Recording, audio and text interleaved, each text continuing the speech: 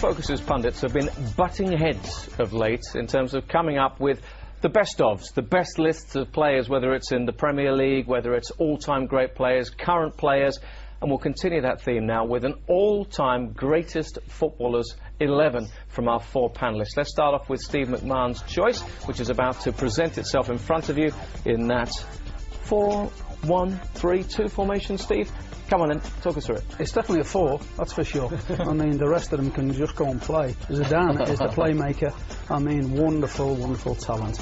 Maldini, Baresi, arguably the best defenders to come out of European football, and indeed world football for a long, long time. Beckenbauer is just oozing class. We know what he's all about. Carlos Alberto, loves flying down that wing, with them tucked in with Zico and Zidane. That gives him licence too. And look at them two up top. Cruyff and Pele. Legendary lineup. Absolutely. Steve, you must enjoy going first in this one because you've just laid out a stunning team there. Paul Macer, what are you going to do in terms of fixing something that doesn't look fixable? Not much. I'm just going to add Bobby Moore in at the back. I think Thuram, who's been magnificent for the French over the past and the goalkeeper, I noticed. 10-15 years. Gordon Banks for me was the best, and I mean it's all epitomised by that save that he made from Pele. Van Basten up front, I think that just gives you an option up there. I thought that his career was cruelly cut short, and I've gone with Sir Stanley in wide right because I think that he was absolutely magnificent and a real pioneer of the game, taking it on and taking it forward, playing till the age of 50. It doesn't happen every week. Substantial changes made there, Mace. What's Jamie Reeves done? Well, oddly, John, pretty much gone back to the same as Macca had. Actually, I think I've counted 9 players were shared between the two of us, and we did it entirely independently. The whole of the back 4, no, it's probably 8. The whole of the back 4 were the same, which is amazing.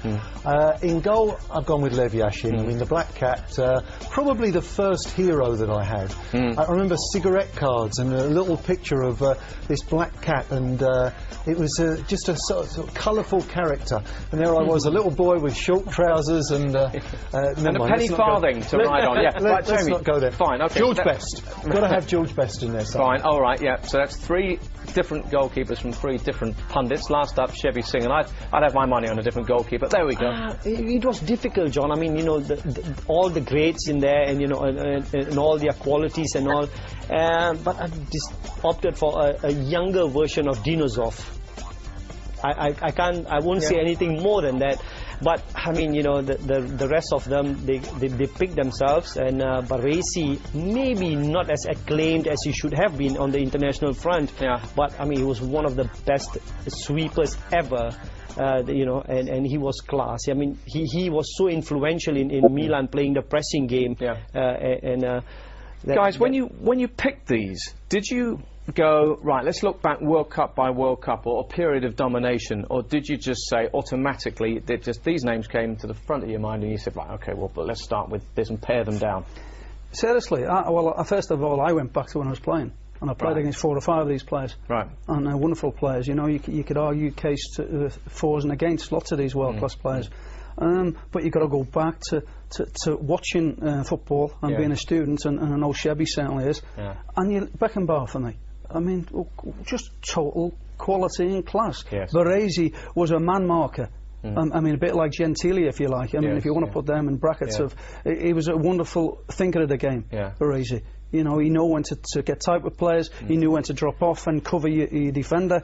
And Maldini, I mean, what can you say about him? He's done everything, 4 Champions Leagues, is it? It's no coincidence. 8 Champions Leagues. No coincidence, is it, that a lot of these players you're mentioning are leaders as well, players who seem to sort of stand above the rest of them, and that's a factor as well, isn't it, Mace? Yeah, it is, because that's what makes them the best. And if you have a look at all the teams that we've all picked, probably all the players are the best or were the best at some stage in their career.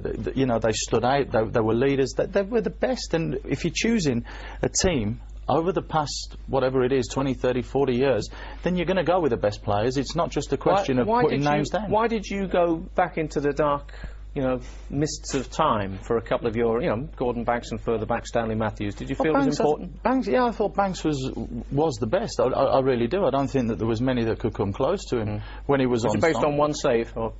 No, it's just based on his career. Right. I think it was based on his career more than anything. And Matthews, I needed to have a blast from the past. I'm not as old. I'm not like Stephen. I didn't see him play, but no. I mean, for me, you read the books, you read the articles, you see the clips on the website, you know, and you see Stanley Matthews, and it was someone who was a pioneer of the game at the time and really did take football to that next level.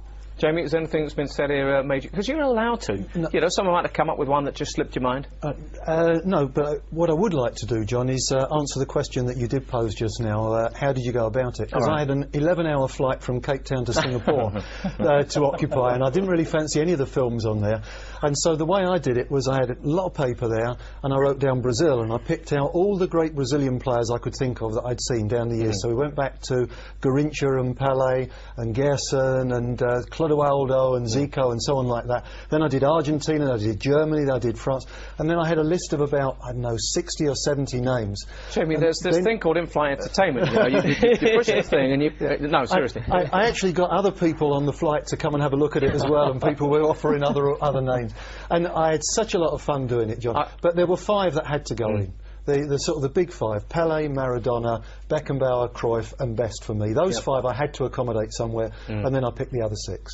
Last word on this, Chevy. When you know, in an idler moment, if you happen to be sitting thinking about something from football that makes you smile or a great memory, you know, is there an automatic best player? Is there one player who you can just conjure up, you know, and that goes, yeah, all right, that's a happy memory? I think, John, I mean, I've picked Maradona as my all-time best ever, you know, but all the players that I've picked in that team, and I've seen the selections, I mean, there's consistency in the selections, you know, and it is difficult sometimes to say he was better than the other, you know, so these names, I mean, they throw themselves up straight away. When you sit down, in my opinion, when I sat down to do that, well, these names just came to mind, you know, and they stand above everybody else. That's all I can say. Alrighty, okay, well there we are then. It's been a lot of fun. Elsewhere on ESPNstar.com you will find the guys' picks for the best player of all time, as well as Barclays Premier League players and so on and so forth. But that was the best 11 of our 4 panellists. Hope you enjoyed it. More to come, of course, right here on ESPNstar.com.